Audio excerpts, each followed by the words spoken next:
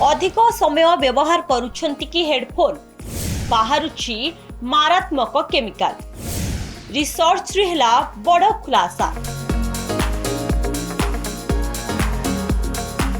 व्यस्त बहुल जीवनशैली रे स्मार्टफोन एवं लैपटॉप सहित हेडफोन एक अविच्छेद अंग पलटिछि।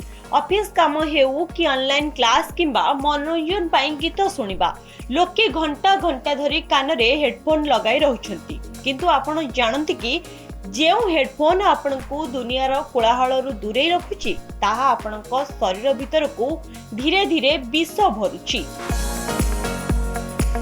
एक रिसर्च रु एमिति चिंताजनक तथ्य सामना को आसीछि। एही रिसर्च अनुसार बाजार रे बिक्री होउथिबा अनेक नामी दामी ब्रांड रो हेडफोन रे एपरि किछि केमिकल व्यवहार करा जाउछि जहा स्वास्थ्य पई अत्यंत क्षतिकारक। यही अनुसंधान रे प्राय 81 प्रकार हेडफोन जांच करा जायथिला। एथिरे सस्ता मॉडल ठारू आरंभ करी बहुत महंगा मॉडल मध्य शामिल थिला।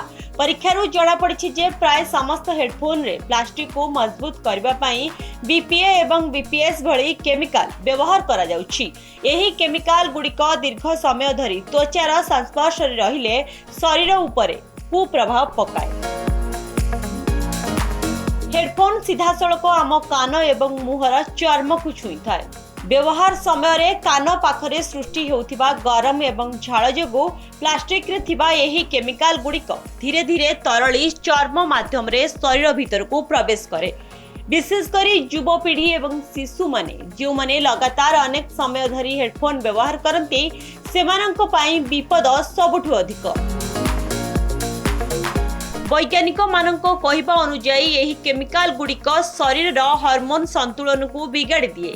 जदिओ यह द्वारा तुरंत कोनोसी बड़ रोग हेबार प्रमाण मिली नहीं, किंतु दीर्घ दिनर व्यवहार शरीर आभ्यंतरीण संतुलन उपरे गंभीर प्रभाव पकाए।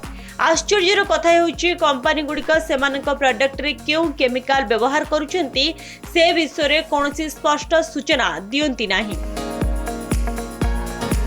यही समस्या केवल गोटे कंपनी नुहे बर संपूर्ण बाजार। तेणु निजको सुरक्षित रखिबा पई किछि सतर्कता अवलंबन करबा जरूरी। हेडफोन रो अत्यधिक व्यवहार कमांतु। काम मझिरे कान को आराम दियंतु एवं हेडफोन काढी दियंतु। संभव हेले कॉल किंबा म्यूजिक पई स्पीकर रो व्यवहार करंतु। हेडफोन किनिबा बेले उत्तम मानर एवं सुरक्षित सामग्री रे तयारी प्रोडक्ट बाछंतु। समय आसीछि इलेक्ट्रोनिक्स कंपनी गुडिक केवल साउंड क्वालिटी नुहे बरं ग्राहकों सुरक्षा प्रति मध्य ध्यान देबा उचित। सरकारी स्तर रे मध्य एही सामग्री गुडिकर कठोर जांच पई नूतन नियम प्रणयन हेबा आवश्यक। मने रखंतु सुस्थ शरीर ही प्रकृत संपद। Bureau report connect digital.